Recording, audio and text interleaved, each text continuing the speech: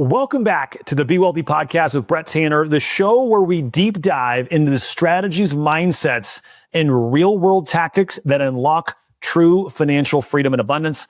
Today on Be Wealthy, we're going to break down how the wealthy really think about their net worth, how they think about cash flows, and how they think about building models in their lives. You need to lock in, get your notepad out, because this is one of our longest episodes, but we break down how to know exactly what net worth you need to live your ideal life when you are ready to quit working. We walk through how to think about your house purchase, how to pay down your mortgage, how to think about cars and debt. We cover everything, and I don't want to waste a minute. I want to jump right in with my co-host, Katelyn Mitchell. Listen to my conversation where we break down the models of the wealthy. For today's episode, I'm joined, as always, by my co-host, Katelyn Mitchell. Katelyn, we've got a jam-packed show today, and we're going to talk about models, financial models for your life, and how to just make better decisions with our money. It's something we all need to do better, and it's something you and I talk about it at the mastermind. We talk about our private clients. Making better decisions with your money is the way to become wealthy. I mean, it's just that simple. If you want to be wealthy, you got to get better with your money, and the way to do it is to build models. Before we jump in, Katelyn, I know that this conversation has had an impact on you in the past. Anything you want to share before we just jump right in and start running? For me, Brett, before we worked together, I was super familiar, obviously, with models in business. We know KPI statistics, conversion ratios. We track everything in a business so that we can make the right decisions. If you think about it, if you're spending money on leads for your business, we're tracking how many dollars we spend on a lead, and then we're tracking it all the way down with KPIs to really, at the end of the day, how many leads created, how many conversations created, how many appointments, to how many closed contracts. And we can run math on models in business. And like most of our audience, we're awesome at it. When it comes to our personal world, though, we don't have those models. And when I first started working with you, I could run them in a business back and forth. But when it came to the decisions I was making financially in my own world, in my own investments, in my own wealth with my husband, we didn't have those models. Our choices were based on what we thought, what we felt, what our gut was, or honestly, sometimes what we wanted other people to think about us. And the fact of the matter is we have so much more discipline in how we spend money in our business, expecting the dollars to get our business to grow in the way that we want to. And you looked at me one day and said, Katelyn, why wouldn't you run those same things at home? Why wouldn't you have those same models at your house when you and your husband are making your financial choices to get where you want to go?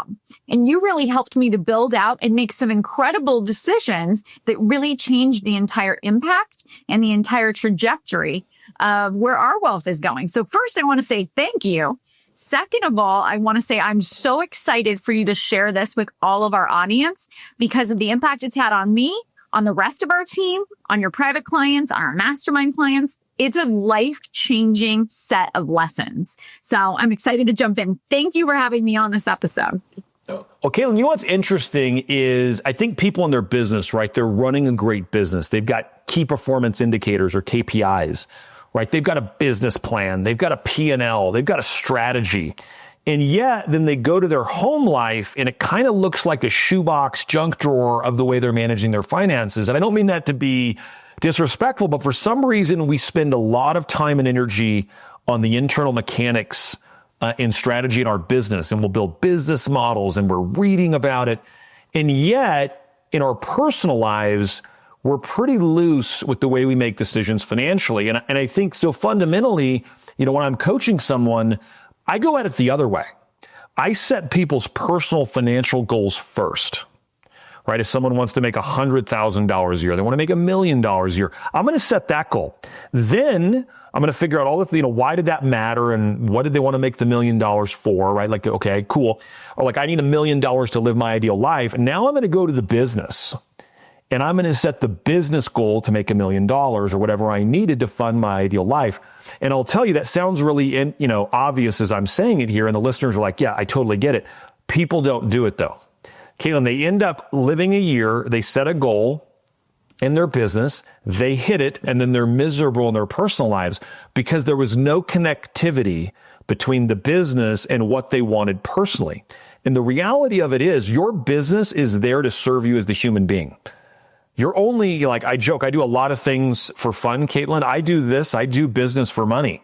And I play golf for fun. I wish I did it for money, but I do golf for fun. But like in business, the only purpose of my business is to create the cash needed to come over to my personal world, to live my ideal life, to make the investments I want, to be able to protect my family, to do cool things with people, to take care of those I love, to donate to charities.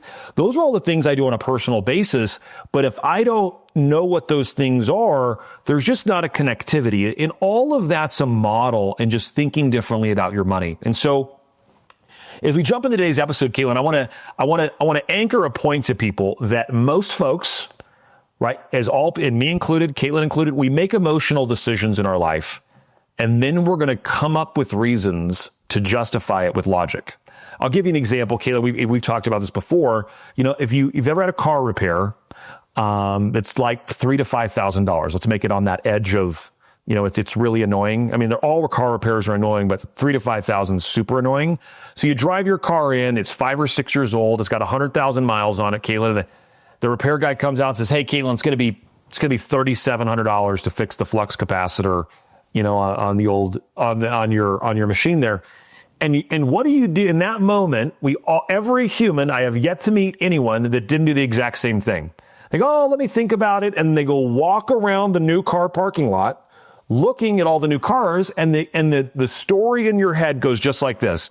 I'm going to put $3,500 in this thing. And the next month, it's going to be another $800. And then it's going to break it a year. And it's going to keep breaking it. So I'm just going to fund this thing. And if I just went and spent $62,000 and bought a brand new car, I am making a great decision today. And you get to this place where you're like, I need to go. And it's $3,200 repair, Katelyn, first of all, you'll eat that up in additional insurance, tags, in a few payments if you're having payments on it. So it makes absolutely, if you were to lay this out in a spreadsheet, if you were to send it to 100 smart people, or if you were to use, Katelyn, what I call the 100-person rule. If you were to ask 100 people that scenario, if the overwhelming majority agree with one position, it probably means you're wrong, right? There's this book called The Wisdom of Crowds. And, you know, on one hand, you could look at society today and say, man, a lot of people are largely just checked out. Not our listeners, because they're trying to grow their lives. But society today, Katelyn, they're checked out. And so we got to go look at where are the better decisions. In that book, The Wisdom of Crowds, it's about if you ask 1,000 people a really hard question, the majority of the answer will be pretty close to what it should be, right? The majority of thinking's pretty right on. And so the long story short, we've got to have models to at least look at so we know that our decision is either optimal or suboptimal as we think about our lives. I was speaking the other day with Dustin Runyon, good friend of yours. He was one of our podcast guests, and he said a phrase to me that absolutely stopped me in my tracks. And it was, Katelyn, just because you can buy something doesn't mean you can afford it. And I said, what do you mean by that, Dustin? And he said, well, you have to look at your full plan, your full wealth plan. Sometimes just because you can buy something because you have the dollars, or you can get approved for something because you have the credit or the financing capabilities, doesn't mean you can afford it in your wealth plan to get where you're looking to go. And it tied so closely to a lot of the coaching that you've provided me of all of the decisions that you're making. If we can put a model around them to make sure that these decisions are not emotion driven, such that they will allow you to achieve your wealth goal, you're never going to miss your wealth goal. But let's put the models in place today so your emotion or or that new car scent doesn't get in the way of you achieving your wealth plan. And so I'm really excited for us to dive in. Well, so I want to talk about models today, and I'm going to base it on our book, Katelyn, by Sam Dogen. It's called Buy This, Not That, Sam Dogen. The financial samurai. He's the financial samurai, huge in the FIRE movement. FIRE, F-I-R-E, being financial independence, retire early. There's 93 versions of the FIRE movement. And I don't agree actually with all of his models. But I love the fact that he put them out there. And I don't think the point was that he thought everyone was going to read his book and agree with his models. However, if you don't agree with it, I would have you ask why and what should your model be. And so, Katelyn, we're going to jump in here and start talking about a variety of things. I'm going to get my screen where it's ready to share here momentarily. One sec here. Give me a second, Katelyn, as I go to share my screen. I'm ready. And all right. So he's got, you can see my screen, Katelyn? All right. So big idea, right? And I think about this all the time. Our expectations are a part of the problem, right? So he has this whole idea in the book around a happiness equation. And it's reality, the current way we view the current reality of the situation, the way it actually is, minus our expectations, the way we think it should be, equals our happiness. So reality minus expectations equals happiness. And Katelyn, an important point to think there is we've got to be careful about our expectations, because expectations are where a lot of the pain and unhappiness in our lives come from. And there's this old saying that I heard once, and I think it's completely true. Luxury once tried becomes necessity. Right? And if you don't believe that's true, go, and wherever you're at in the journey, but if you've flown economy your whole life, Katelyn, as an example, and the first time, if you fly Southwest, lovely airline, flown it millions of times, still fly it today. And then you start flying in first class. The first time you now go back to where you flew your whole life, you just one time got upgraded. You're now back where you were. All of a sudden, the seat that you were totally content with before now sucks. And you're like, I can't believe I'm back here. This just is, it's never been this way. I can't believe the way they're doing it today. The passengers are crazy. People are bringing on their service crocodiles on the airplane now. I've got all kinds of, I'm going to get a service crocodile just because I think it's a must do in 2026. But the thing is, a moment ago, we were totally content and happy. We raised our expectations and now we're not happy. So it's really important to think about money is not going to be a driver in your happiness in all things, Katelyn. And one of my favorite thoughts of happiness and money comes from a guy named Ricardo Semler. And we'll link to it in the show notes. He wrote a book called The 7-Day Weekend. He did a 2-hour interview with Tim Ferriss, which is, I would call it just absolute must listen to, and we'll link to that podcast. But he has this concept, Katelyn, that your happiness and your net worth are linked to a certain point. And he called that number about $12 million. And this is about 15 years ago. So I adjusted that for inflation, and I'm going to call it 20 million. So Katelyn, as you grow your net worth, every dollar you gain up to your net worth grows up to 20 million, your happiness will improve. And that 20 million, again, it's a generalization depending on where you're at in the country and your expenses and all those things matter. So it could be lower for some and higher for others. But I've lived that. For me, Katelyn, that was true.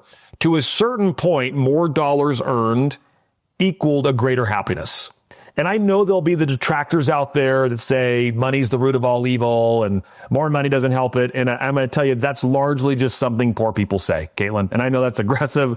That's just something poor people say. Because the reality is, the more money and wealth you create, the more people you can impact, the more you can give to charity, the more you can leave a legacy, the more you can do with your money the things you care about. And again, wealth is so much more than money, but money is a part of all of our lives. It's neither good nor bad. It is what you make of it. And so I just want, as we go through that, to realize that there is a correlation, but expectations matter immensely when you think about your happiness and your money. Brett, when you talk about 0 to 20 million, just for a second, for that number, I think it's important for us to discuss there's different phases of that, right? Like the beginning of what's giving you that happiness is honestly a roof over your head and food on the table. Once that happiness grows from there, now we're looking at security, right? And that we're not living paycheck to paycheck, and we're not concerned that, if we have an issue with our car, all of a sudden, we'll have, we can't afford the $3,000. There's some security that comes there. Then there becomes, some ability to invest and create passive income. After that, create some ability for us to upgrade some things in our lives. Then we're able to have more lifestyle. So as you go from the 0 to 20 million, there's more things that you're able to do, places and people you're able to help until that point. What you were trying to say was once you get to the 20 million, whether you're worth 20 million or worth 40 million, your happiness tends to stay about the same. It's just the greater impact you can provide in your legacy. Is that right? That's exactly. It's a great point. So the point he was making was after $20 million, at $20 million of net worth today, as we're filming this in real time, Katelyn, you likely are living in the primary residence you want to live in. If you want to have a second home, you have one. You're likely flying first class to all the destinations you want to go to, and you're staying at the places you want to go to. You're eating the food you want.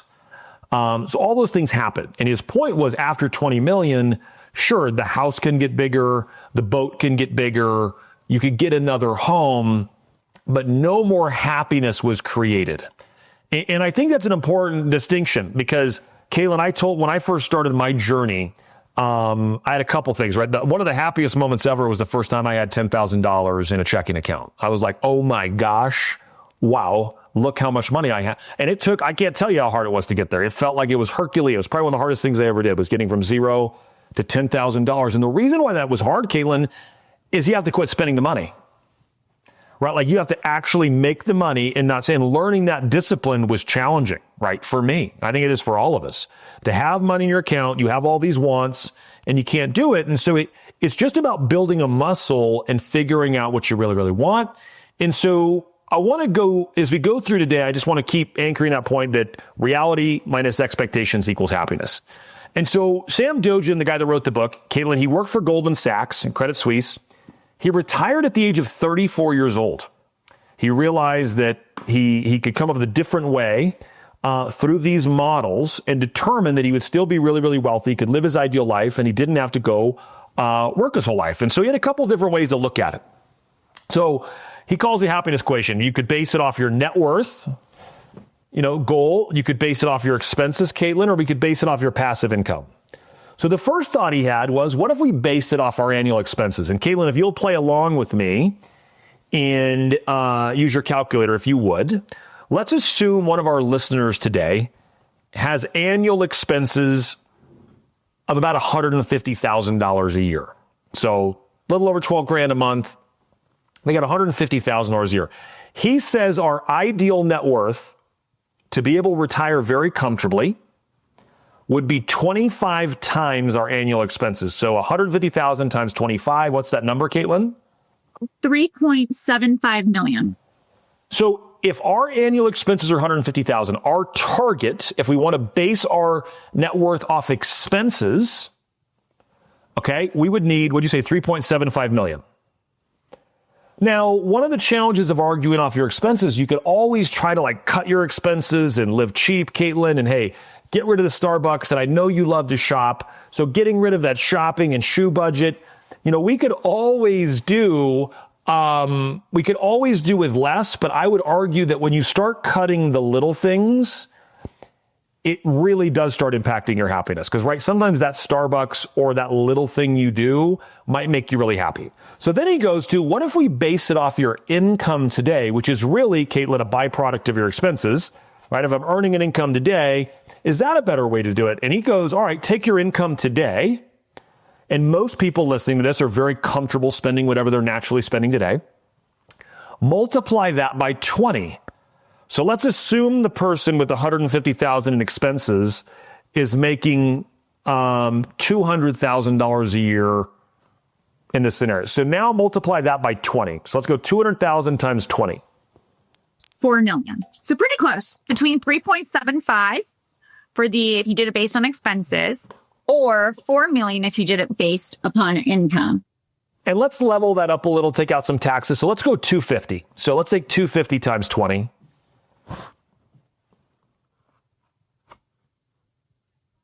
So I really think that's where you want to be. If your annual expense right now are $150,000 and your gross income, we did it off 250 there. So that could give you around the 200 mark after taxes, approximately.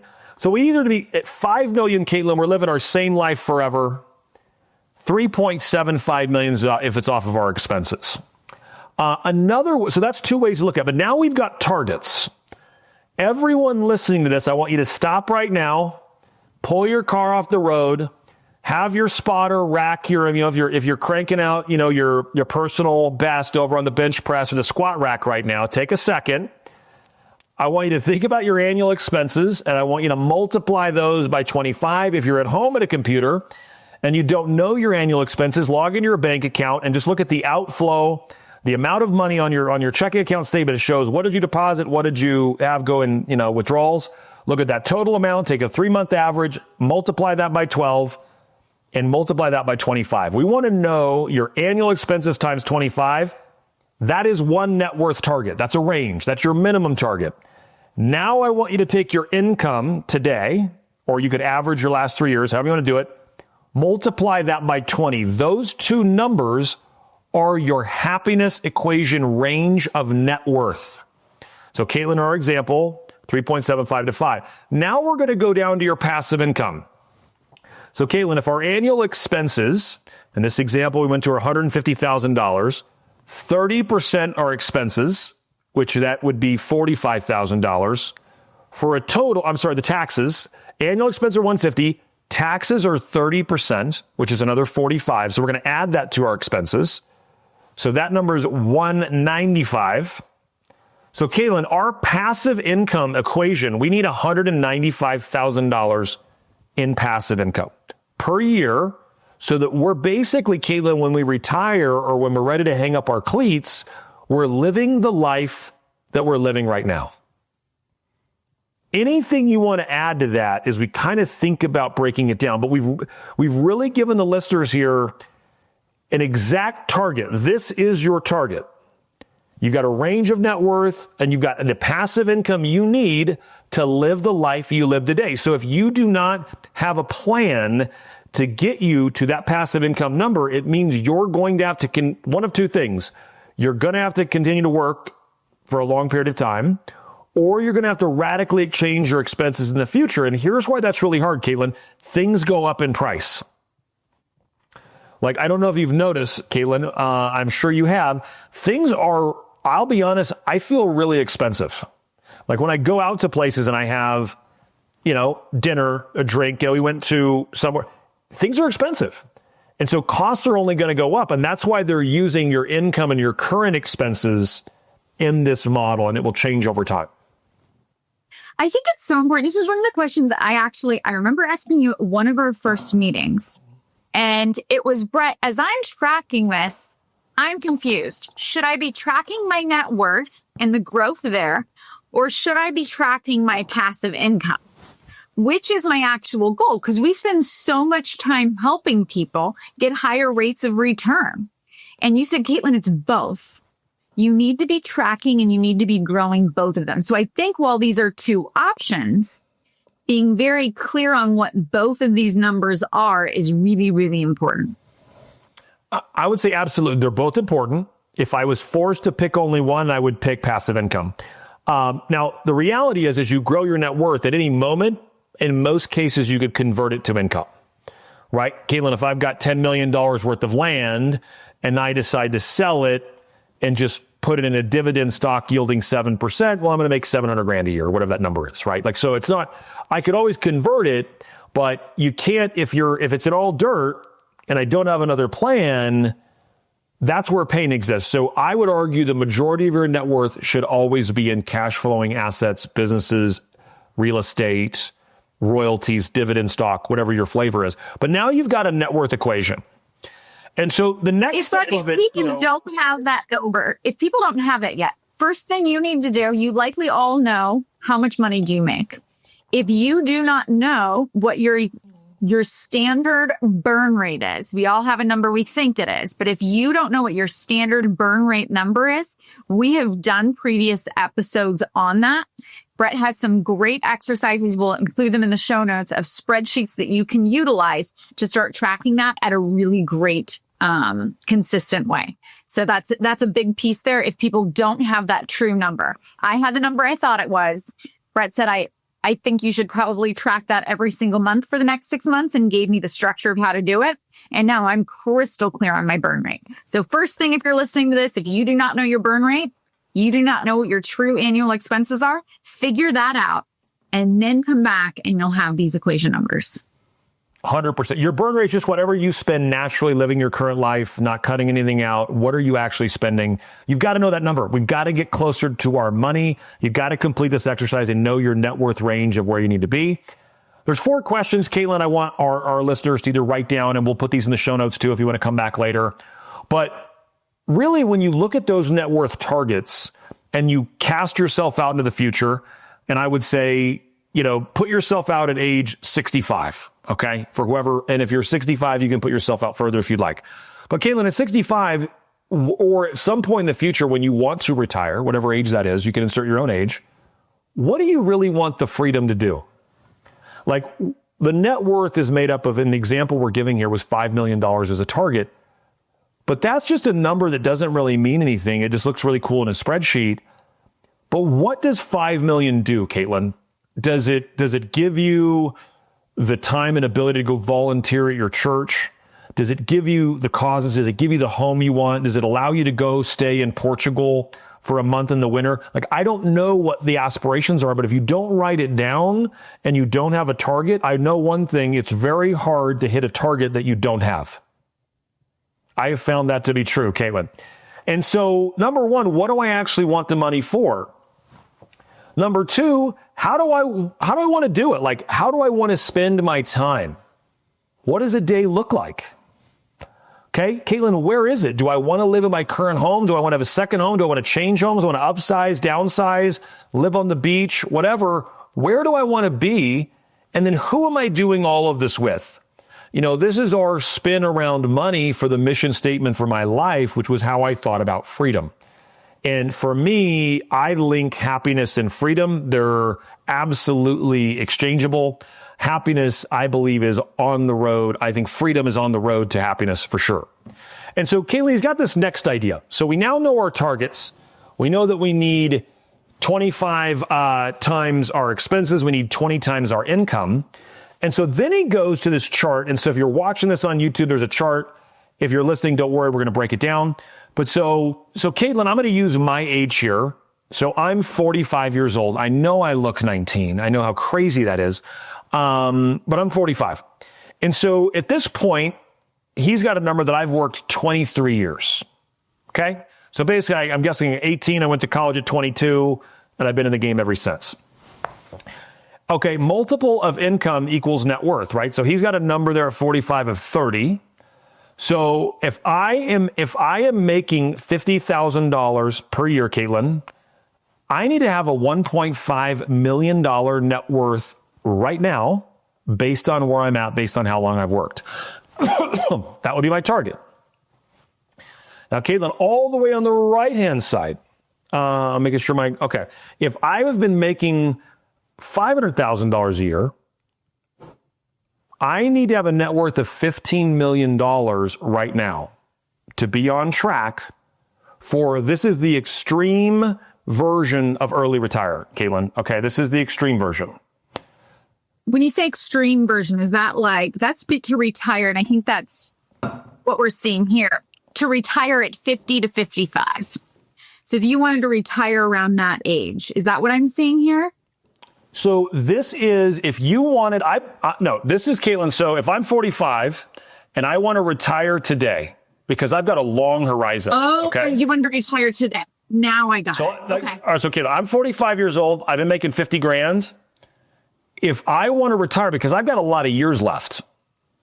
So I need 30 times my income today in net worth to be able to retire. Now, before we did income, we did 20 times, right? But that's your retiring later, like later in life. So if I want to go early, extreme early retirement, like if I want to quit right now, Katelyn, if I was making 500 grand a year, I've got to be worth $15 million if I want to hang up my cleats and not work again. And we'll give you the math here in a second. So let's go a different one, Katelyn. Let's go down a little bit. So if you are 60 years old right now, it shows that you've worked for 38 years. And if you wanted to retire right now based on we'll do a $200,000 annual income, you need $8 million to retire right now. Okay? So the point of this isn't that it's right or wrong, but everyone should go look at this chart, and we'll include a link to it in the show notes. This is if you wanted to hang it up right now. Now, you'll notice, Katelyn, there's two different equations. As you're younger, right, you're less far along, right? So you're not there. You're starting in this green section. Now you go down to the bottom here. Well, you've got less time horizon. So the numbers from 75 on, Katelyn, you see it. At 75 years old, you need a multiple of 20 times your income. Well, that's what we talked about before. Right? So you would need at age 75, if you want to quit, you only need $10 million put away if your net worth was based on a $500,000 income, because you have less time left. As opposed to at age 50, I need 25 million because I got to run another 25 years and I'm going to withdraw out of it. Does that make sense? Makes total sense. It makes total sense. So basically what you're sharing with us here is determine when you want to retire, do the math based upon the numbers we just discussed, figure out the why. I mean, sometimes it's exciting to say, oh, I want to retire by the time I'm 55. But for what? What do you actually want to go do? And then let's build the plan to get there. So I love how you're saying if we do the math, the plan will come. Let's do the math first, see exactly where that target is, and then build a plan. So I love it. I could say, Katelyn, I coach some of the top real estate agents in the country, some of the top investors, and regardless of income, Katelyn, I very rarely, and I can't even think of an example, I think there probably has been one, where someone came in with their net worth target, what they needed, how they were pacing, and knowing that they were on or off track for their goals. Most folks don't know, they don't have a plan. And so if this seems overwhelming and stressful, this is basic math. It doesn't have to be stressful. And it doesn't matter, Katelyn, that you're behind. There's been many times in my life where I was behind my plan. There's been, times now, the last 15 years, I've been way ahead. But it started out, Katelyn, that I was behind. Why? Because I didn't even know where I was at. I was just running and gunning. And in my early days, Brett as a 21-year-old, was there more money in the bank account at the end of the month than at the start of the month when, woohoo, we're crushing it? That isn't a model. So if that's you, we've got to do some basic math. The good news for all of our listeners is I'm actually not that smart. You do not have to be ridiculously smart to have a lot of money. You absolutely do not need that. And I could tell you that all of my teachers, Katelyn, would share that thesis with me. All right, Katelyn, we're going to move to our next slide here. All right, so Katelyn, we talked about this a little bit. Your net worth and passive income, they're linked. But as we said, as long as you achieve the target net worth, you can always change the makeup of your net worth to generate more income if you want. Again, my focus would be passive income, but you could change the makeup of it. So we talked about those net worth targets, and many people might be saying, well, that's a lot more than I thought. That's a lot less than I thought. So there's different ways people think about starting to draw down their net worth. The first one, Katelyn, the model he talks about is the YOLO. And Katelyn, I don't know, I know you're a millennial, but you don't know that YOLO is you only live once. So, Katelyn, if you do this, the YOLO strategy, because you're only going to live once, Katelyn, you're basically trying to literally die with nothing, okay? Now, here's the only downside to YOLO, Katelyn. There's one major downside. If you live a really long time. Because if you live a really long time, you are going to run out of money, and those last years are going to look really interesting. So, I do not subscribe to this. I would not agree with it. And Sam Doja doesn't either. But YOLO, so you're going to take your net worth, Katelyn. We'll take our math here and we'll go back to our person. which was we're going to say that, we'll say I hung up the cleats at age 50. So I needed, Katelyn, on a $500,000 annual income. I'm going to do the $300,000 income. So 50 years old, I need $15 million, Katelyn. Will you give me a 8% withdrawal rate of $15 million? 8% times 15 million. And so this would be the amount of money I could withdraw out. 2 million. So if I withdraw 8% on an annualized basis, it's not hard to see that is going to drain that balance. Now I'm earning something on it, but odds are year in, year out, maybe I'm earning 8, but I am not. So if I'm taking that amount of money out, Katelyn, I'm drawing down the principal pretty massively, and I could put myself in a bind. Now, however, if I did a 4% withdrawal rate, which would be $600,000 on the 15 million, odds are I could earn today. Treasury bills pay roughly 4%. So, Katelyn, if I could live off that 600, I'm kind of in the go zone, right? My treasury, the risk-free rate of return that is largely uninterrupted, provided the United States of America continues to exist. I'm going to be able to take out that 4%, and I'm going to be in a good spot. So it's why it's so important to draw a connection between your net worth, the percentage you withdraw, and your actual burn rate and expenses of your life. It's so important to draw the connection between those 3 points. The bigger you want to live, the higher on the hog you want to live, Katelyn, the greater the likelihood that you end up with nothing. And again, the danger here, which is the whole point of wealth, is to take care of your health, to live and do things as long as you can.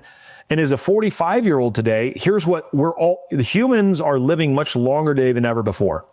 Medicine is on a J curve and only getting better. Like I did all this, Katelyn, I know all this stem cell PRP work.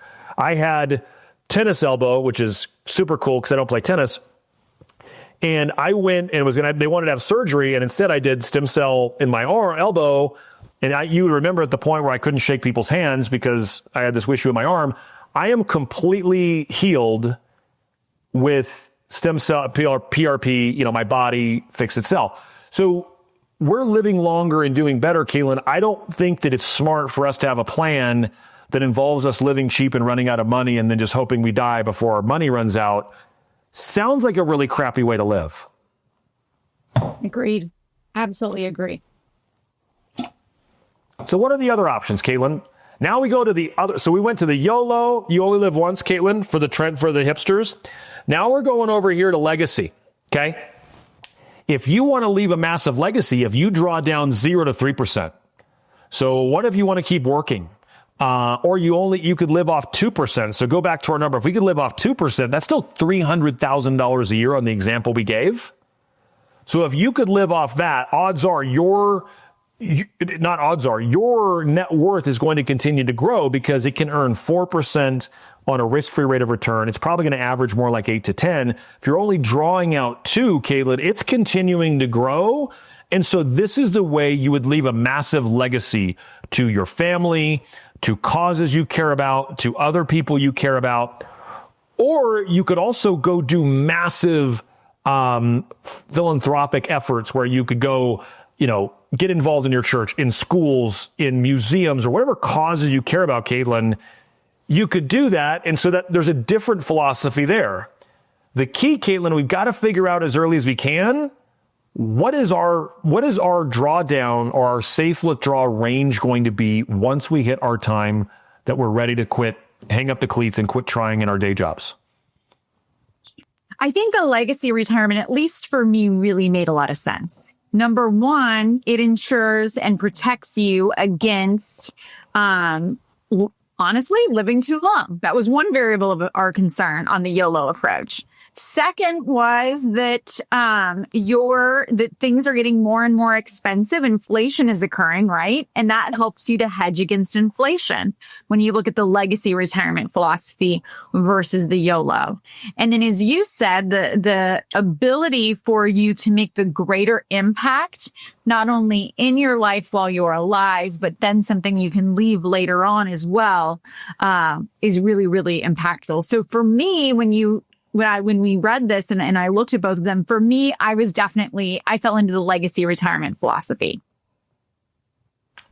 And he talks about this, Kayla. Most people are somewhere in between. If someone asks me, Brett, what should I do? Model it off 4%. 4% historically has been the safe drawdown rate. Today, Treasury bills are at that number. And that's a very safe number is 4%. If you want to go higher than that, the challenge, Katelyn, is folks that didn't put money away whose net worth didn't climb enough for them to retire. The problem is they typically need the 8% to have enough to live their current life, and that's the danger, right? So if we could put the pressure, the money in early, 4% is where we really want to be. The lower the number that you can still live your ideal life, the greater legacy you can leave. So let's talk about how to make it work. Number one, we have to have a savings plan, Katelyn. Go ahead. Oh, I was going to say, just to tie that together with where you came from. Originally, we have the two options. We were looking at your net worth number for retirement, and we were looking at your passive cash flow. If you look at your net worth number, so going back, if you look at your net worth number and you multiply that times the 3% withdrawal rate, that should equal what you need from the passive income component, correct? Am I thinking about that the right way? Oh, that's right. As a way to back in? Okay, perfect. Yeah. And my math is working, Brett. Yes. So Katelyn, then we got to think about everyone needs to save something. Every single person. And I've met people, you don't understand, Brad, in my situation, in my town, in my neighborhood, I can't save anything. And you've seen me do this. I go, well, let me see your bank statements. And I have done this more times than I can count. I have yet to look at anyone's bank statement that I didn't find waste. And if you don't believe that, just go to and I can't do it on Android, but go to Apple, go to settings, click on your name, click on subscriptions, and then scroll down to all the crap that you're paying for subscriptions for that guarantee there's $50 a month sitting there. There's your $50 a month, right, Katelyn? And that's not going to get you ridiculously wealthy, but it's going to get you on the path to saving. Sam Dojan recommends saving at least 20% of your after-tax income in investments. Save at least 20%. So, Katelyn, that's got to be our minimum target for folks. We've got to get to where you're saving 20% of your income. I could tell you this gets easier if you lock in your expenses. I mean, today, Katelyn, I save the overwhelming majority of my income. You know, my income's grown very dramatically, and I probably spend less than, I probably save 80% or more. It might even be 90. I live a beautiful life, but most of the things I own, I bought for cash, paid them off, did whatever. And so my expenses, even though I have nice things, are relatively low because I did them a certain way. But I started, my secret to success, Katelyn, was I started saving money doing this model, my own version of it. I mean, I didn't know about Sam Dojan back then, but I was saving 20% and always trying to buy income producing assets. I started that at 21 years old. And I would tell everyone, you can do it. You've got to start where you are, but you got to start saving 20%. So that's step one, get a savings plan.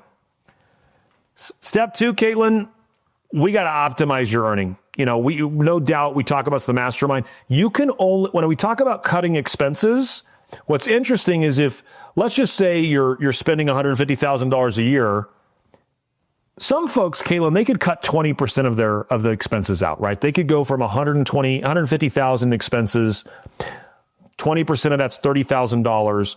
So they could live off 120,000, but they have cut out every single luxury in their life. Katelyn, there's no Netflix, there's no going out, you're never going on vacation. You know, it's just, it's a harder world, but so there's a limit on how much we can cut, Katelyn. We can only cut so much. However, if you flip the coin over and say, well, how much can someone grow their income? Well, that number is almost limitless. I mean, Elon Musk just has $1 billion compensation package. Now, that's not on an annual basis, but there are people earning $100 million a year, $1 billion a year. And so your upside potential on income is unlimited. Your cutting expenses is limited. So yes, all the frivolous things, if you're not saving 20%, Katelyn, we got to get to that number. We got to make some cuts. You're living beyond what you can afford. Fact. However, immediately you should be focused on growing your income. Bump up your income, find something you're good at, and then go get the education. Growing your income isn't hard, but you do have to have a plan for it, Katelyn. You've got to have a strategy. If you're in sales, go read every book on sales. Go find a mentor in sales, find a peer in sales. Get around the people that are doing the thing and grow your income. Join a mastermind. Get in a group around sales on your industry and make it happen. You've got to go optimize your earning power. Number 3, Katelyn, you got to stick to a plan. You've got to have a way to measure. People miss their financial targets or any goal, not because they didn't have a great plan, because they got off track and they had no check-in points.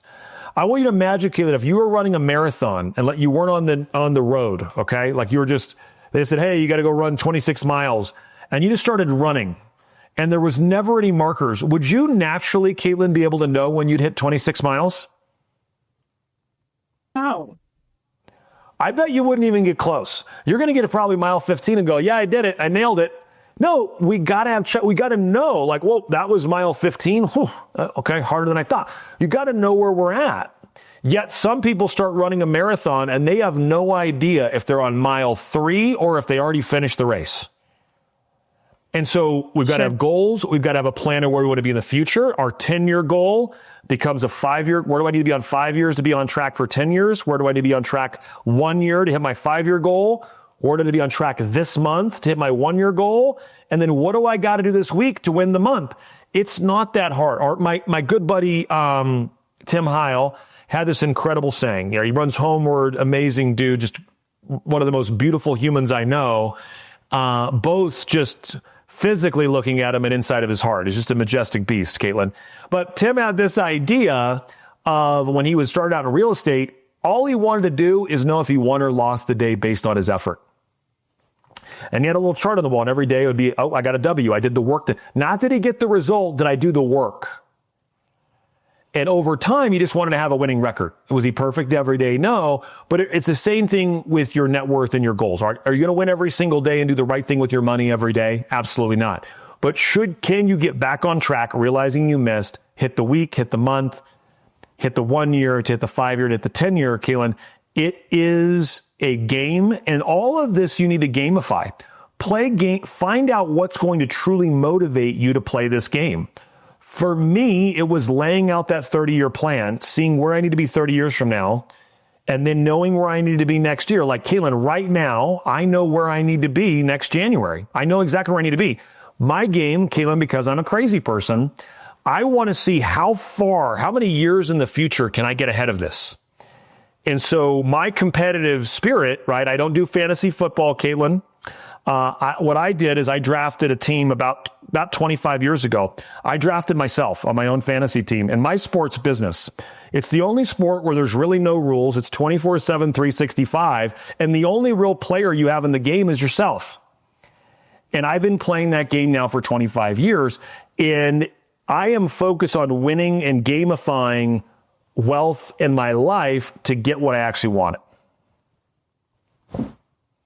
Anything you want to add there, Katelyn, as we throw all that at them? I think people spend a lot of time on two things. One is, well, I shouldn't say that. A lot of people that I have seen, and we've had the discussions with, get paralyzed in two things. One is trying to figure out how to live in their current world. What I mean by that is they really struggle and they get paralyzed before they put their balance sheet together and their wealth plan together. They're struggling today. So I think at the beginning of this episode, you said that a lot of times you felt like, am I behind? Or we hear clients say, I'm behind. Putting where you are today, getting it on track and establishing the plan is the most important action you could possibly take today. Eat the elephant, Set aside some time and find out where you are today, because you're not behind. You're right where you should be. All of your decisions today have gotten you right to this point. Then I love that he broke it down here into 3 simple steps. Number 1 is to establish, if you can go back to Brett, that'll be super helpful for the people who are able to see this. Go back one more. Perfect. Step 1, establish the savings plan. Where are we today? Set aside 20% of your income today. Cut your expenses to get the based on the income I'm making right now, or on average what I've made in the past 5 years. What does my current spending need to look like to be able to save 20% today? And you should focus on saving 20% of your income until you have a minimum of 12 months of your burn rate. That's what Brett talks about all the time. That's security. Now, beyond the 12 months, if you need additional security, you want additional liquidity, great. We can talk about that. But number 1, where are you at? Put your plan together. Inside of that, make sure your plan includes that you have the ability to save 20% of your after-tax income based on today's average of the last 5 years. So if you had one killer year and you made 300, but really your average is 150, we need to make this plan on 150. Step 2. Now when we go to the next portion, step 2 is all about increasing your income.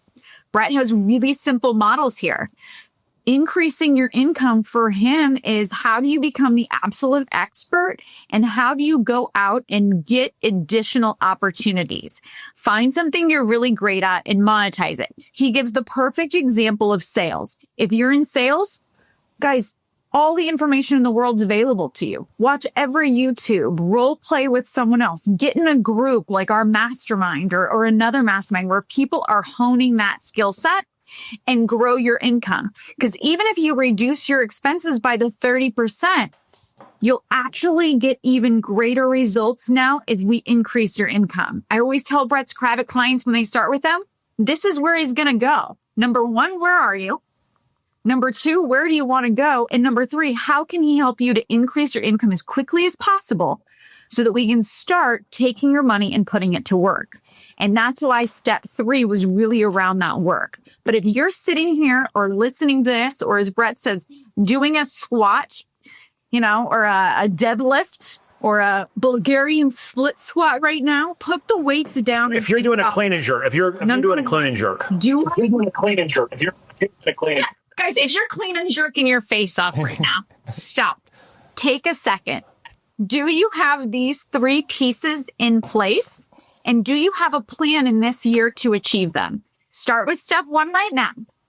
Cut your expenses, find out where you're at today, get to where you're saving 20%. Step 2, increase your income, bump that puppy up. What can we do today to get another $100,000 in income this year? My guess, if you're like me, is that you need more education. You need more exposure to what's working in today's market such that you can hone and monetize that skill set.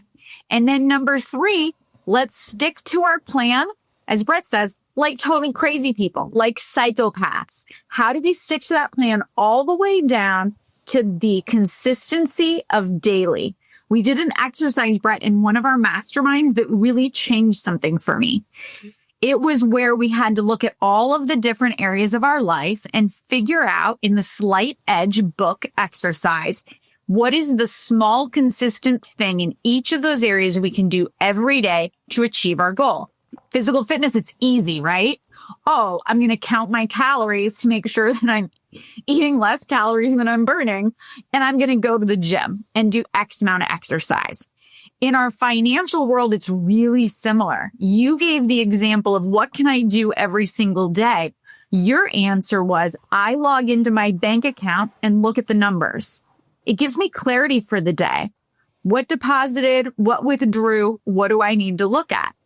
When I was going through the exercise with one of our team members, her answer was to log, and she was working on controlling her expenses. She wanted to reduce that and make sure that she got the 20% savings. So her answer was she looked at her credit card every day.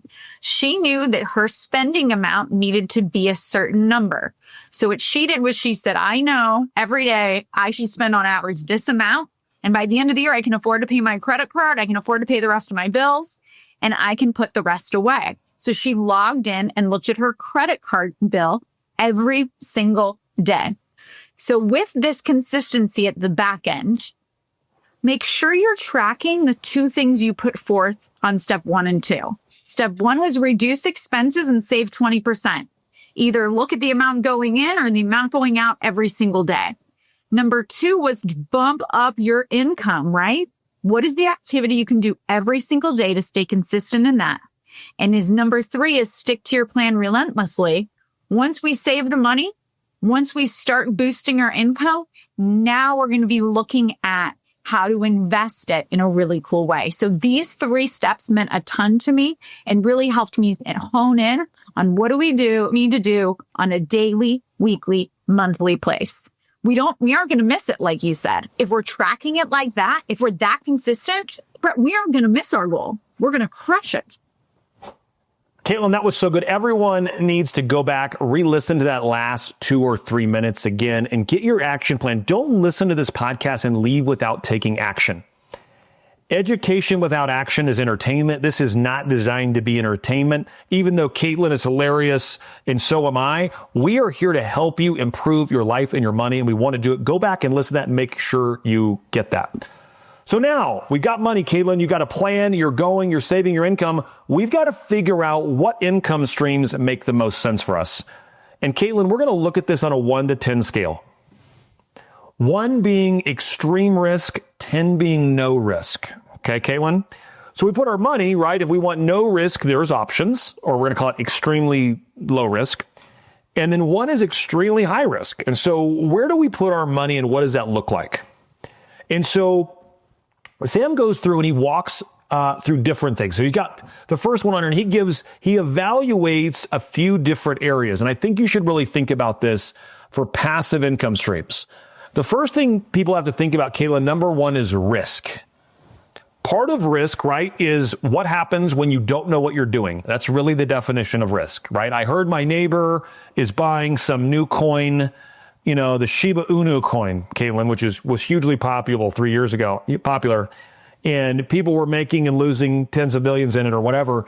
And well, my neighbor's buying it, I'm going to buy it. If you don't know why you're doing something, the underlying economics, you don't want to study it and learn it, you should not play in that game. There are plenty of games you can play on a set it and forget it basis, and we'll get that. But risk is as an investor, your biggest thing you should think about, in my opinion, is risk. And I always go to Warren Buffett's rule. Rule number 1, don't lose money. Rule number 2, see rule number 1. And that's a great anecdote, Katelyn, but the reality is if I started with $100,000, okay, Katelyn, and I lose 50% of my money because I put in a risk and I bought Shiba Inu and it went down, or however you say it, how much money do I have, Katelyn? Katelyn, that was a question. That wasn't rhetorical. If I have $100,000 and I lose 50%, how much money do I have? You have $50,000. Oh, I have 50 grand. Now, Katelyn, if I want to get back to $100,000, what return do I have to get? 200%, right? I got to get 100% return. I got to get 100. So I got to get now a 100% rate of return to give. Well, getting a 100% rate of return is hard. It's beyond hard.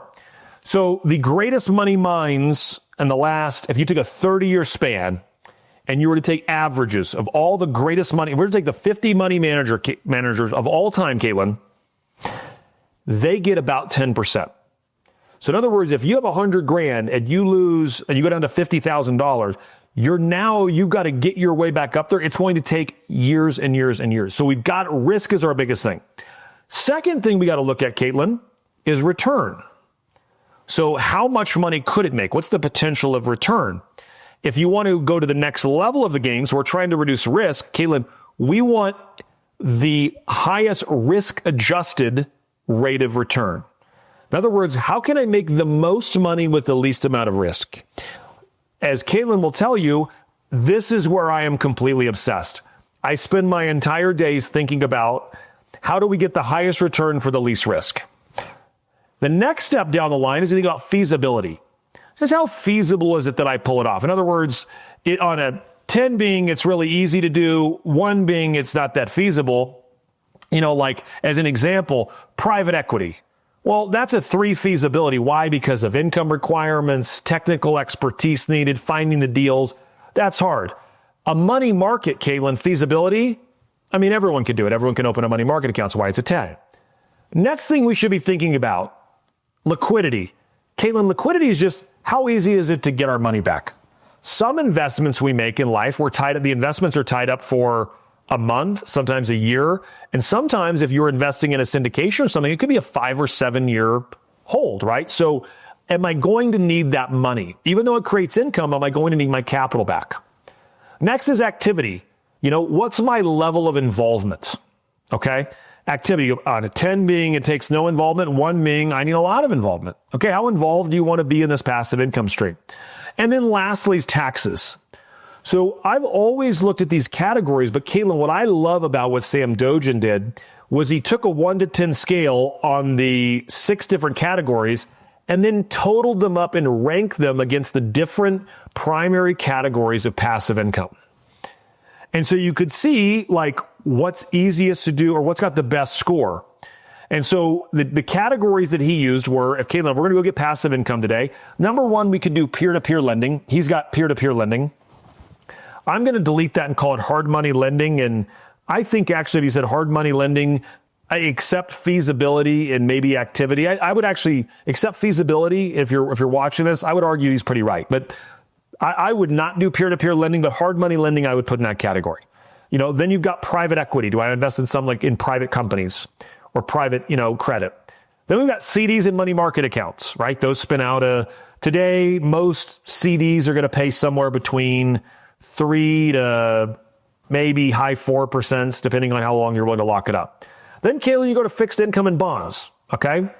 You could create your own, products and subscriptions or some sort of vehicle there. Then you got physical real estate, Kayla, your rentals, buildings, single family rentals, vacation rentals, commercial buildings, whatever. And then you go into REITs, ETFs, things like that. And then you've got dividend investing, think of your dividend paying stock like a, whatever. I just happen to know this one. I'm not saying someone should invest in it, but Katelyn, Verizon right now is paying a 6-7% dividend as the day we're filming this. So you've got these different options, Katelyn. The key is to figure out a couple things. Number 1, where does it fit in your risk profile? And what gets you excited, Katelyn? Because at the end of the day, with the exception of bonds that are going to be like the Vanguard bond index, REITs or ETFs or dividends, you could make this much simpler. We're going to need some expertise to do some of these things. We're going to need education, we're going to need management, and we're going to need an unfair advantage. So the point is, if you're looking at this and going, well, Brett, I don't want to do all the things that you do. I don't want to study things. What should I do? I just want to put my money at work and I want to set it and forget it. I would have you look at the Vanguard Total Market Index. And there's a really good book we'll link to in the show notes called The Simple Path to Wealth by Collins. And in that book, he just argues of putting it in, and I'm going to give you the stock symbol here in a second. It's VTSAX, which is the Vanguard Total Market Index. Basically, you're buying a piece of America. And if you put it in there, Katelyn, set it and forget it and woke up 20 years from today, I bet you're going to average about an 8 to 10% return. Okay, pretty confident. You and I have done case studies in our mastermind and shown that. That's a really simple way to be ridiculously wealthy as long as you're putting enough money away, right? Set and forget it. You don't have to think about it. I think the mistake people make, Katelyn, is they want to take excessive risk to get to their goals faster by thinking that they're going to get some lottery ticket type investment that's going to perform at 20,000% returns, which isn't completely realistic. And so I just think when you look at the options, it's really important to match up who you are with the risk, with the methodology, with your plan, and see where it all fits together. When you look at this, anything you want to add to that or other thoughts you have? It's a model, right? It's now that we're putting the cash to work, build the plan that works for you. Number one, understand your risk tolerances, understand what you're comfortable doing. Number two, understand where you may have, like Brett mentioned, that unfair advantage. I've been around you, Brett, long enough to know your favorite investments are real estate, where you believe that you have the ability to see something either that's undervalued or that you can bring value to it to increase not only the equity component, but get long-term cash flow with a great tax advantage. You have an unfair advantage in that world, and you always want to play there. Another place that you really like that isn't necessarily listed here is investing in other businesses, or investing in other people and getting really high rates of return there. Those are going to be a little more active than necessarily these passive income streams. But I think it's developing a plan and seeing where you have the unfair advantage and where it falls within your risk tolerances. What I like here, Brett, is that they've categorized it for us. This was built for the masses, right? Our audience is primarily in real estate. So I would say our feasibility number on that line should be a 10 if you're in the real estate business for physical real estate. But what this has done is given you the categories to think about. What risk does it have? What rate of return do you think you're going to get? How feasible is it that you can go out and get it? What liquidity loads do you have from a security standpoint? How much work is it going to require for you? A lot of work, a lot of activity, or none at all? Are there tax advantages associated with it? And there's the score. This is what he put together for, we'll call it the entire world. If you're just an average human, here's what it looks like. But I would challenge you that our audience may have certain areas here where their numbers may be a little bit different.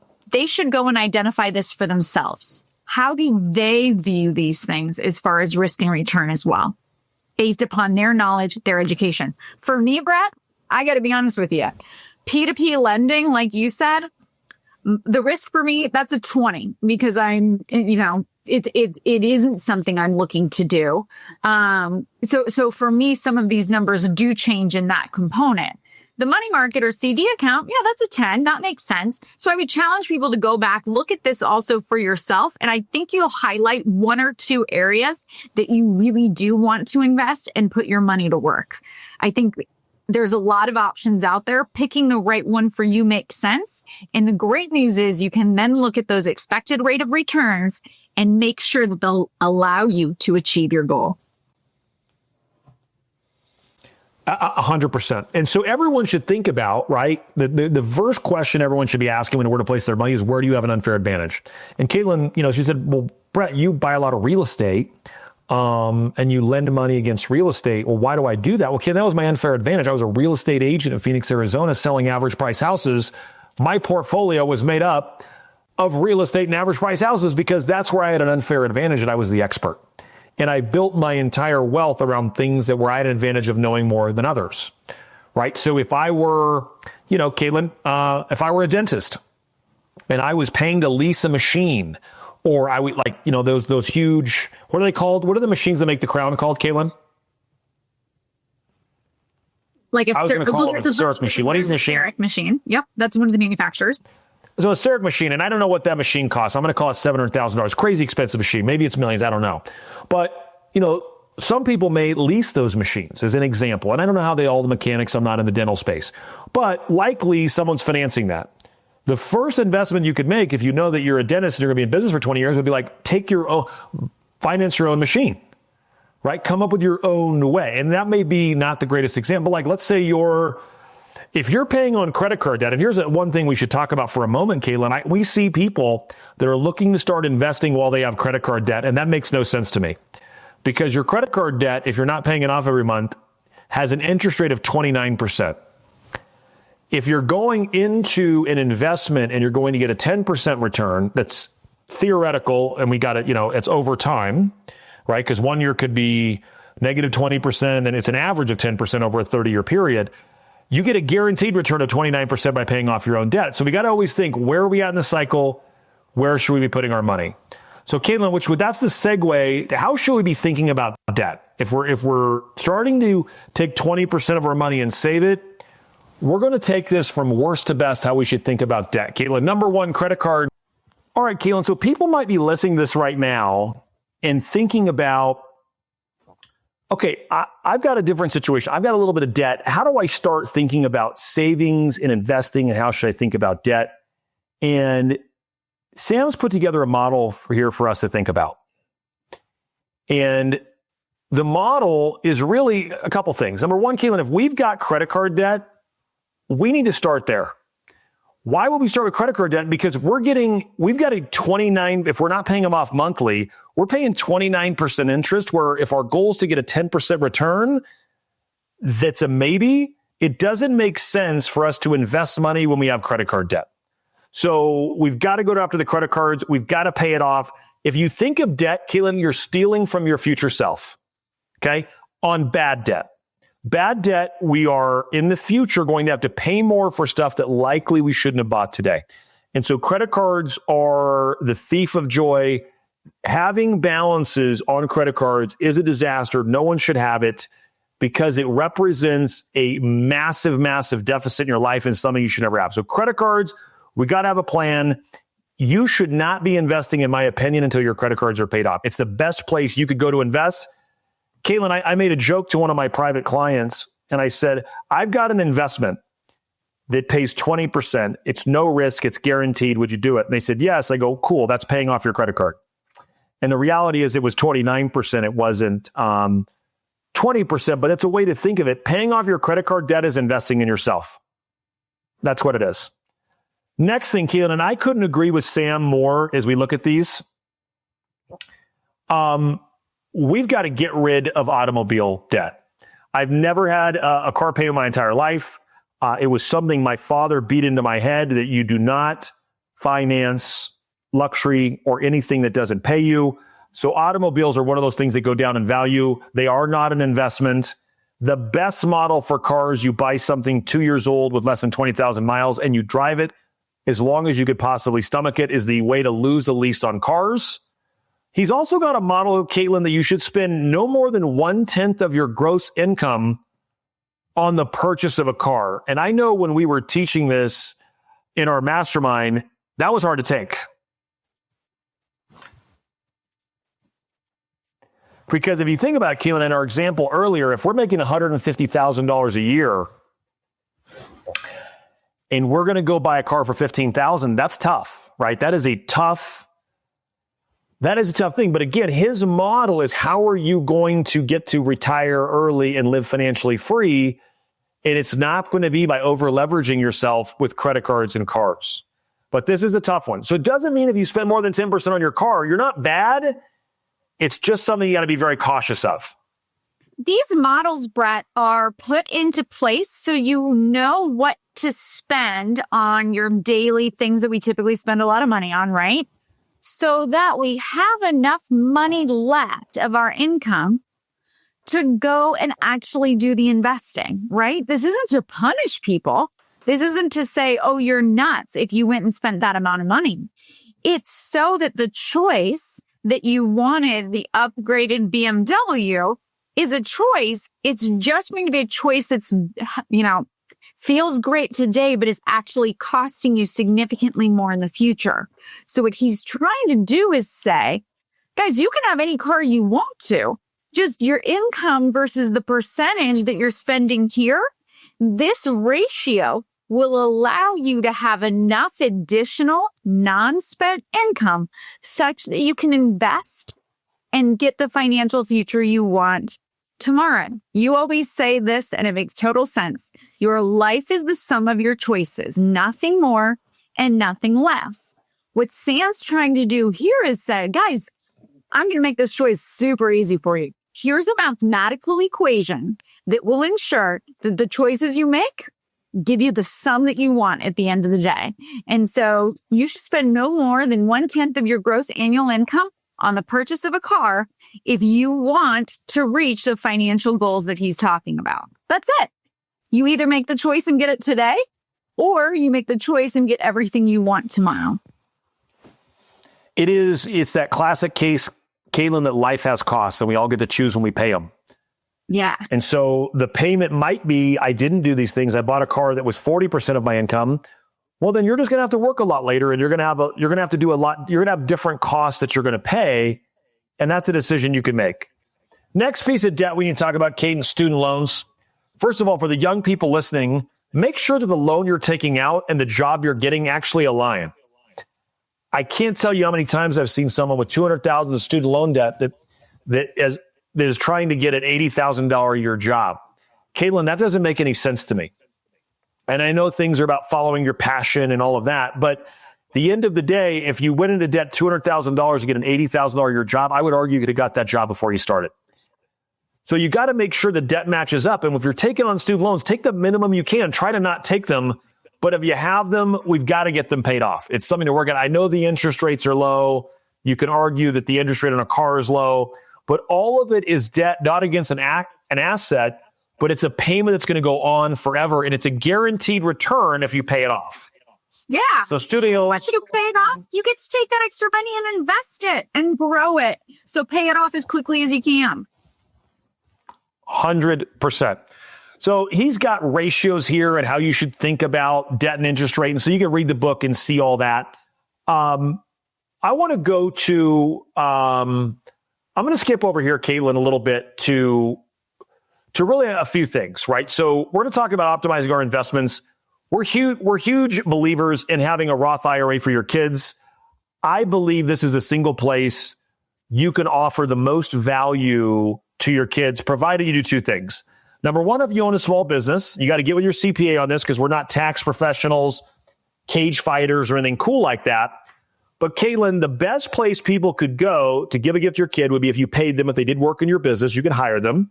You get an expense, and then provided they don't make over a certain amount, they would actually pay no taxes. Now, once they've got income, Katelyn, they could take part of that income and put it into a Roth IRA. We're going to film a future podcast on Roth IRAs, but the whole thing is you can help your kids do it. I believe very few financial products work for every human out there. I believe that everyone out there, every human, should have a Roth IRA, because if you're very smart and you do the right things in your life, that you can grow that money exponentially, and then you can pull it out tax-free. So a Roth IRA is one of those vehicles that I think is critical. I've got one. My wife's got one. My 3 kids have one. So I fund it for my kids.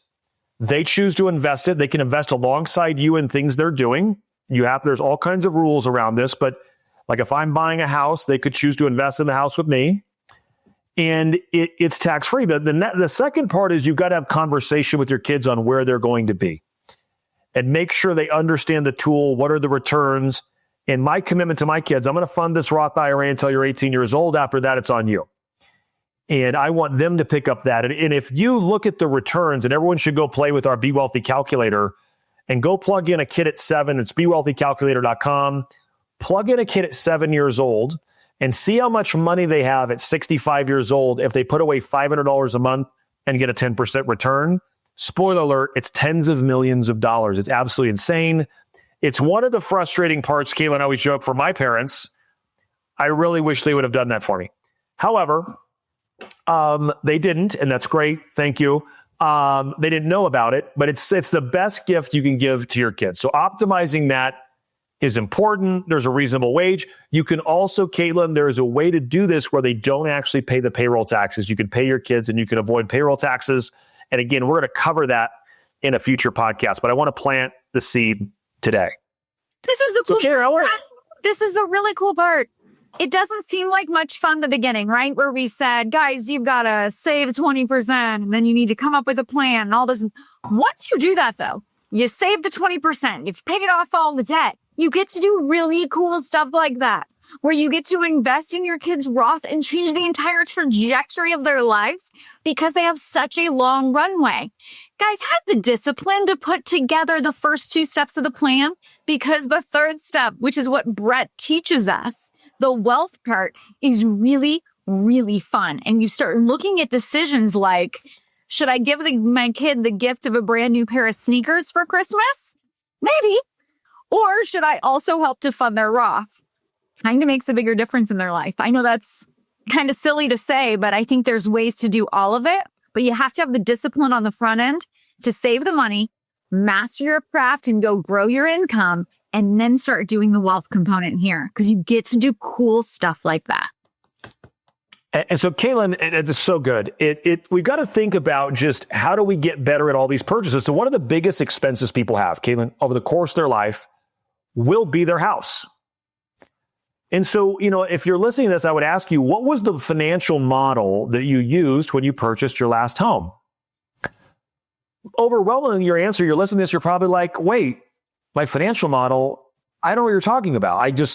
I like the home. I like the street. I like the neighborhood. I love the kitchen. I bought the house. Cool. But did you realize that decision may have had a bigger impact on where you land financially in your life than almost any other decision you made based on the city you bought it in and how much you spent and those things? And so Sam Dojan has this rule, and he's called the 30-33 rule. Katelyn, first rule, spend no more than 30% of your gross monthly income on your mortgage payment. I would argue we've got to average 3 years of your income, 3 years, let's take a 3-year average and then get that monthly. Second rule, have at least 30% of the down payment saved. He's not saying you should put 30% down, Katelyn, but we need to put 20% down on all real estate we buy. Why? Because if you don't put that down, banks charge you what's called PMI, or private mortgage insurance. Now, Katelyn, this is super aggressive, but you know what PMI is? It's a tax on poor people. They charge you insurance because you didn't have the right amount of down payment. And by the way, this isn't me being a disrespectful comment to poor people, Katelyn, not at all. I've been a poor person. I've actually been as poor as you can get. I mean, I went to negative numbers in my early years. So I get it. I've been there. So that's not a negative. And I said all kinds of things that poor people say, like my bank doesn't treat me right. Well, no, my account was overdraft. I didn't have money in it. They weren't taking advantage of me. I was broke. So the point is you've got to put 20% down, but because we want to get the lowest payment, the best terms, because we want to have more cash to fund our plan. The reason he's saying the additional 10%, we're going to put 20% down.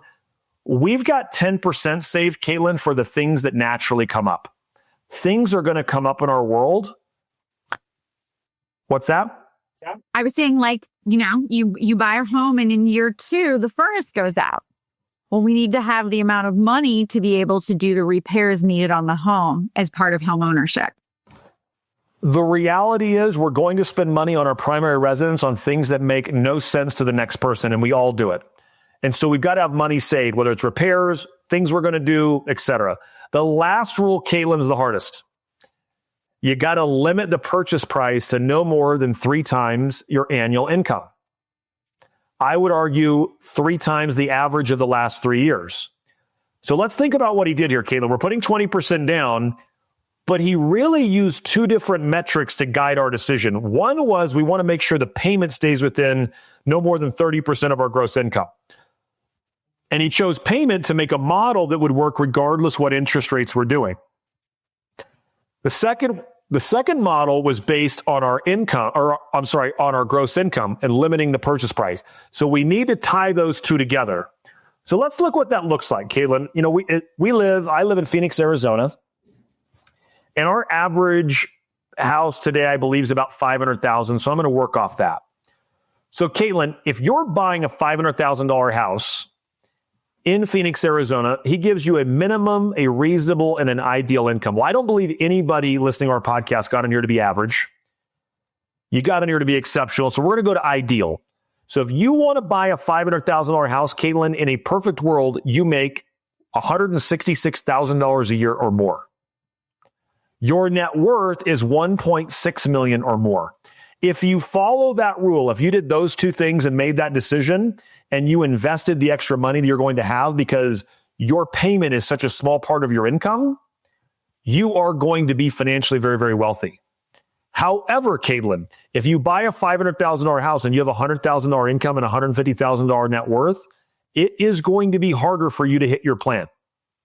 You've chose to be, as they say in the business, house rich and cash poor.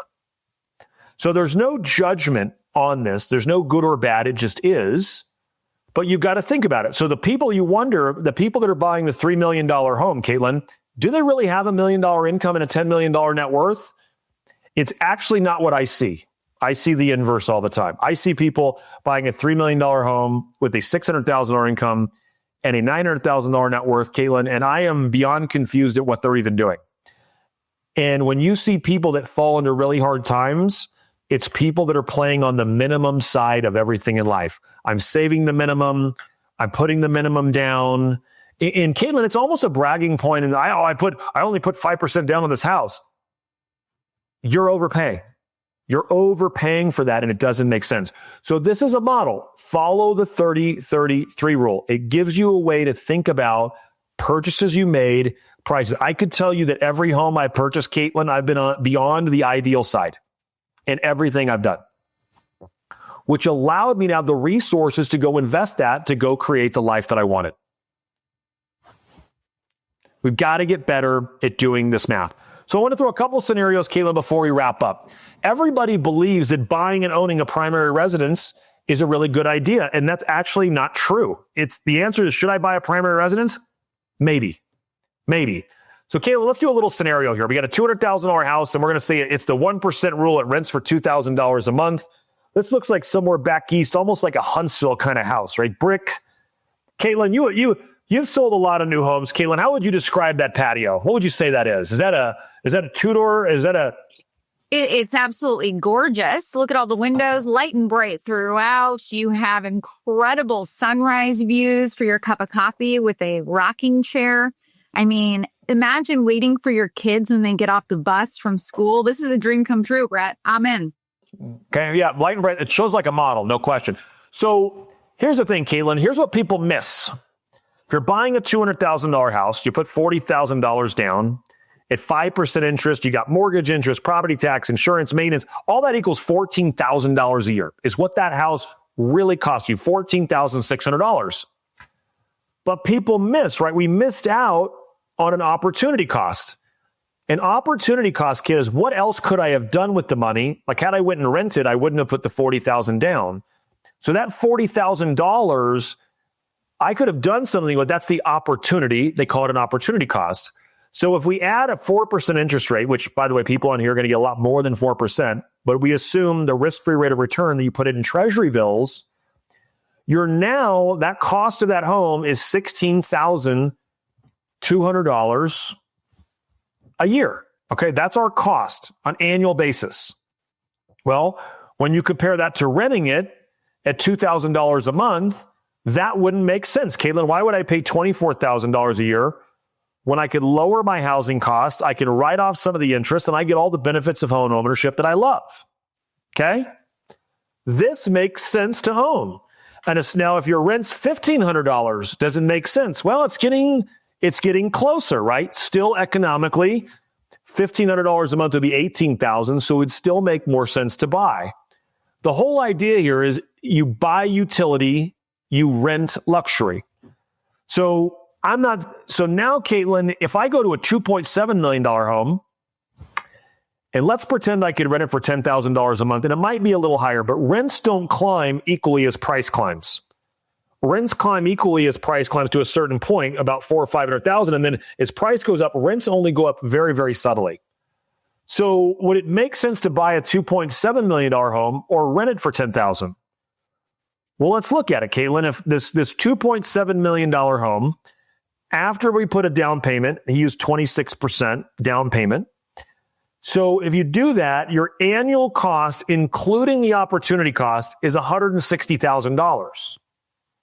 So Katelyn, why would I want to own that, tie up $700,000 of my money, and it costs me $40,000 more than it would be to rent it? So it wouldn't. But the question is, are you analyzing purchases in this concept of the buy utility and you rent luxury? People don't think about it. Everybody's obsessed about getting a vacation rental, right? But should that be the right call? It depends. There's a math equation around it. The language of business and life is math. Math problems, all the problems we have in life, Katelyn, typically are math problems. If I have an issue with the relationship with my wife, it's likely a math problem in terms of the amount of time I'm spending with her. That's a math problem. If I've got a problem in my finances, that's a math problem. And so we've just got to think about how we think about this differently. So Katelyn, as we're filming this, rates are coming down.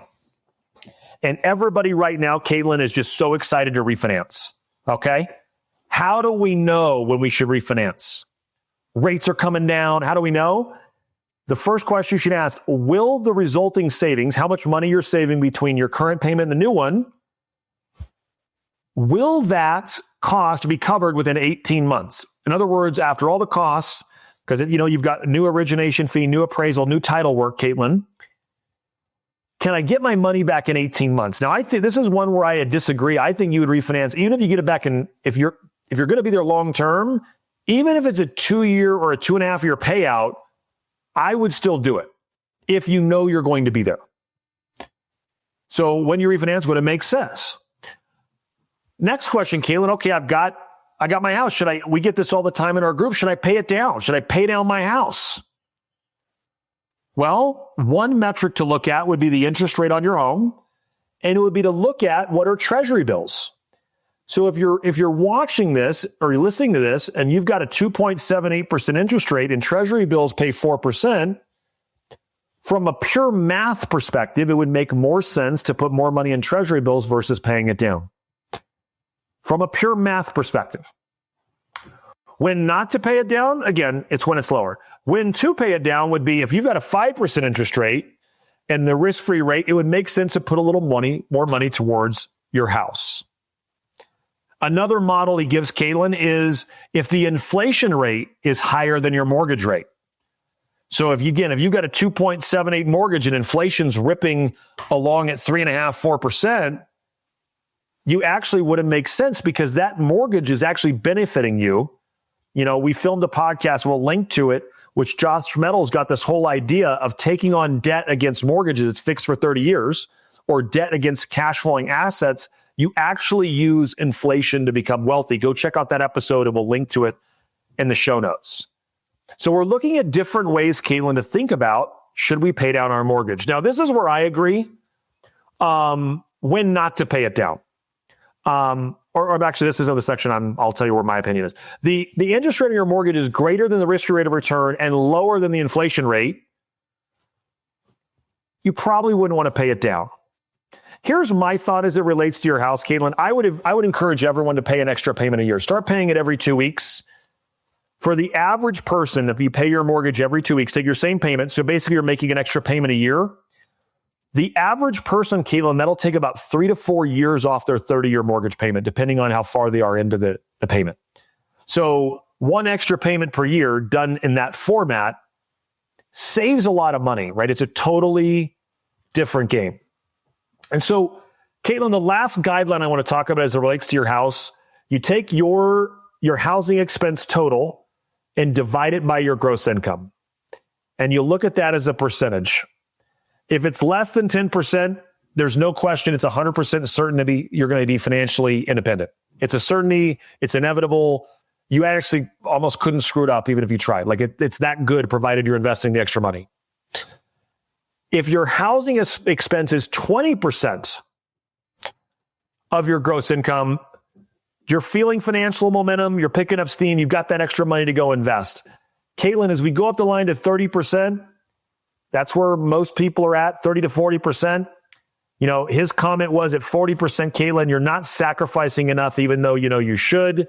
And if your housing expense is 50% of your gross income, you will never be free. You're in the permanent rat race of misery, is the way Sam Dojan describes it, which is pretty aggressive. You can fix that in two ways, Brett. If they're listening to this, there's 2 ways to fix that, right? Number 1, guys, sell your house and move. Or when your lease is up, let's get somewhere more affordable. That's option 1. Option 2, go grow your income, just like Brett talked about at the beginning. Go get better at your specific skill and go grow your income. There's 2 ways to solve it. It doesn't have to be always the negative approach of, we need to move into the back of my van. It could be that you say, we got to put a cap on these expenses. We got to reduce where we can, and then we got to get to work and go grow it. Growing your income is significantly a larger opportunity than reducing your expenses. But when you grow your income, the real discipline, the real flex, grow your income, but keep your expenses where you set them. That's the real flex. That was so good, Katelyn. I want to go back because we're wrapping up here and go down all the roads we traveled, right? We started up with reality minus expectations equals happiness. We went through and had everyone go through and figure out their expenses times 25 equals one target for net worth, your income times 20. You got your range of where your net worth needs to be. We gave you a model to figure out your passive income you need based on your expenses today. Then we went through, Katelyn, and showed different scenarios of how this could play out on different income. If you want to retire early, what does that take? And then we went through how to think about different models from how do you car, from credit card debt to get rid of. How do you think about a house? How do you pay down your rate? These are just a few of the major financial decisions in life. So number one, everyone should go get the book, Buy This, Not That, and read it.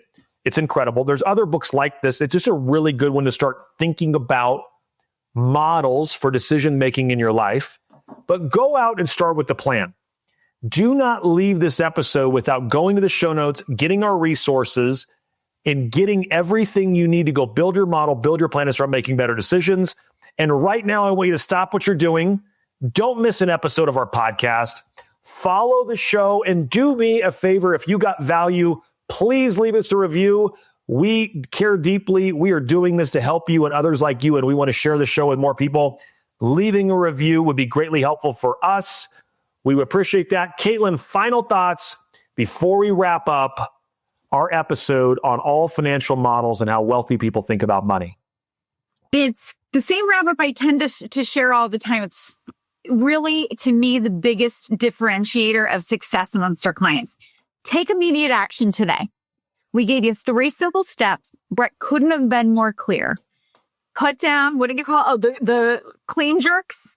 Put down your clean jerk weights and actually take some action. Put your plan together. Look at your burn rate. Look at your savings rate. Run some of these ratios and get to work, guys. If you put the plan in place and you stay consistent, you're going to hit the goal.